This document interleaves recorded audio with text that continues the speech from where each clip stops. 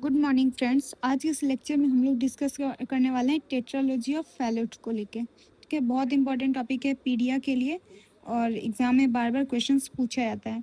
तो पहले हम लोग समझेंगे टेट्रालॉजी ऑफ फॉलेट क्या है। ठीक है, वीडियो के एंड में हम लोग एमसीक्यूज भी सॉल्व करेंगे और इस लेक्चर के बाद आपको टेट्रालॉजी ऑफ फॉलेट पढ़ने का ज़रूरत भी नहीं पड़ेगा। तो बेसिकली टेट्रालॉजी और फॉलेट का जो स्पेलिंग है, देखिए टेट्रा का मतलब होता है 4।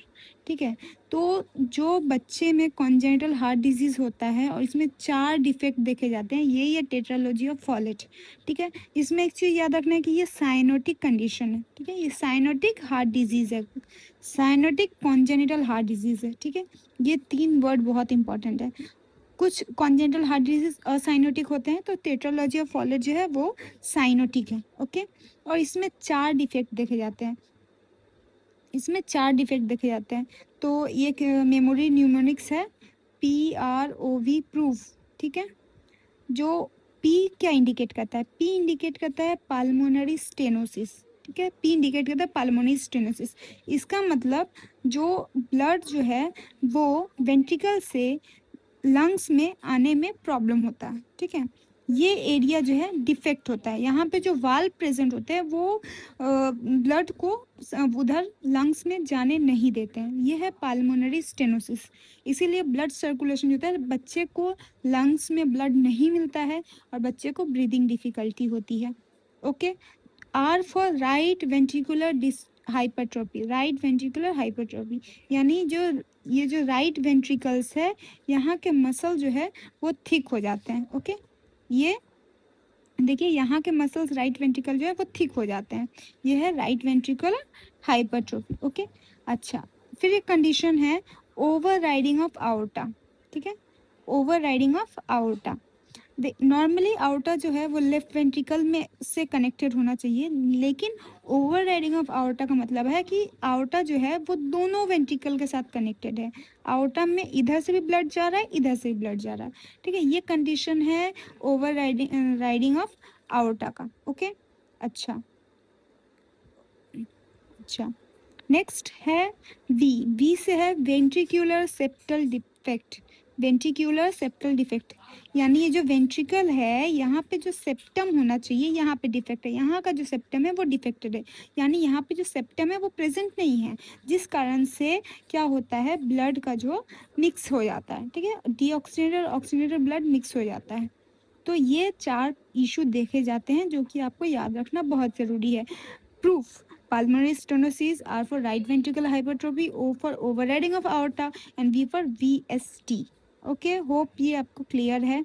अब पैथोफिजियोलॉजी बोलता है कि जब due to the condition severity क्या होता है, राइट वेंट्रिकल में प्रेशर इंक्रीज हो जाता है। अब जब राइट वेंट्रिकल में प्रेशर इंक्रीज हो जाएगा तो जो ब्लड जो है वो थ्रू द सेप्टम, जो वेंट्रिकल का जो सेप्टम डिफेक्ट है उसके कारण राइट से लेफ्ट मूव करता है। ओके, और इस कारण से क्या होगा कि जो डीऑक्सीनेटेड ब्लड है वो हमारे सिस्टमेटिक सर्कुलेशन में आ जाता है और इसीलिए देखा जाता है साइनोसिस। देखिए, ब्लड जो है वो राइट वेंट्रिकल से लेफ्ट वेंट्रिकल में आ गया और थ्रू दिस ये पूरे बॉडी में सर्कुलेट हो जाता है। ओके, और इस कारण से डीऑक्सीनेटेड ब्लड पूरे बॉडी में सर्कुलेट हो जाता है। एक और इम्पॉर्टेंट क्वेश्चन आता है कि शंट। ठीक है, टेट्रोलॉजी ऑफ फॉलेट में कौन सा शंट होता है, तो ये याद रखना बहुत जरूरी है, right to left shunt formation होता है। ठीक है, अच्छा, क्लिनिकल मैनिफेस्टेशन क्या रहेगा, क्या क्या क्लिनिकल सिम्टम्स देखा जाएगा? साइनोसिस देखा जाएगा, ऑफ कोर्स। रैपिड ब्रीदिंग होगा, बच्चा बहुत फास्ट हाइपर वेंटिलेशन करेगा। डिस्निया, डिफिकल्टी इन ब्रीदिंग होगा। ठीक है, अच्छा, पुअर फीडिंग, सकिंग करने में प्रॉब्लम होगा। फेटिग रहेगा, वेट गेन बहुत पुअर रहेगा।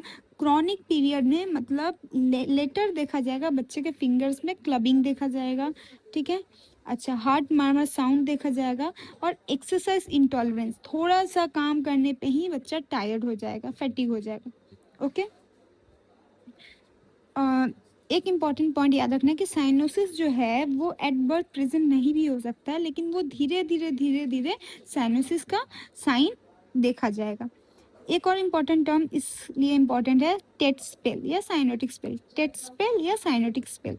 ठीक है, टेट स्पेल का होता है, ये होता है कि is an episode of worsen cyanosis and hypoxia. इस हाइपोक्सिया और साइनोसिस का सबसे वर्सन कंडीशन को टेट स्पेल बोलते हैं, ठीक है।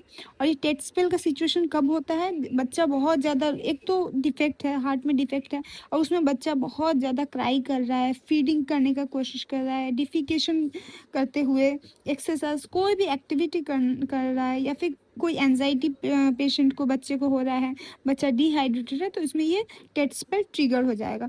और टेट स्पेल होने से क्या होगा, यहाँ पे सडन साइनोसिस देखा जाएगा, रैपिड ब्रीदिंग देखा जाएगा, इरिटेबिलिटी रहेगा, रेस्टलेसनेस रहेगा, सिनकोपी होगा, बच्चा फेंट हो सकता है, हाइपोक्सिया का कंडीशन होगा, सीजर और लॉस ऑफ कॉन्शियसनेस भी बच्चे को हो सकता है, ठीक है। इस कंडीशन में मैनेजमेंट क्या रहेगा, squatting position, very important, squatting position बहुत इंपॉर्टेंट है। अब स्क्वाटिंग पोजीशन से क्या होगा, स्क्वाटिंग पोजीशन देने से बच्चे का जो सिस्टमेटिक वेस्कुलर रेजिस्टेंस है वो इंक्रीज हो जाता है। सिस्टमेटिक वेस्कुलर रेजिस्टेंस इंक्रीज होने से क्या होगा, जो ब्लड जो है वो पाल्मोनरी सर्कुलेशन में जाएगा, यानी ज़्यादा जो राइट टू लेफ्ट शंट है वो थोड़ा सा रिड्यूस हो जाएगा, जिस कारण से ब्लड जो है पल्मोनरी सर्कुलेशन में जा पाएगा। और पल्मोनरी सर्कुलेशन में जाने से यानी ऑक्सीजनेशन इम्प्रूव होगा, ठीक है। तो इससे बच्चे को रिलैक्स फील होता है, ओके। तो मेन फंडा है टेट स्पेल होने पे हमें पोजिशनिंग देना रहता है, स्क्वाटिंग पोजिशन देना रहता है, ठीक है। नी चेस्ट पोजिशन भी बोलते हैं उसको।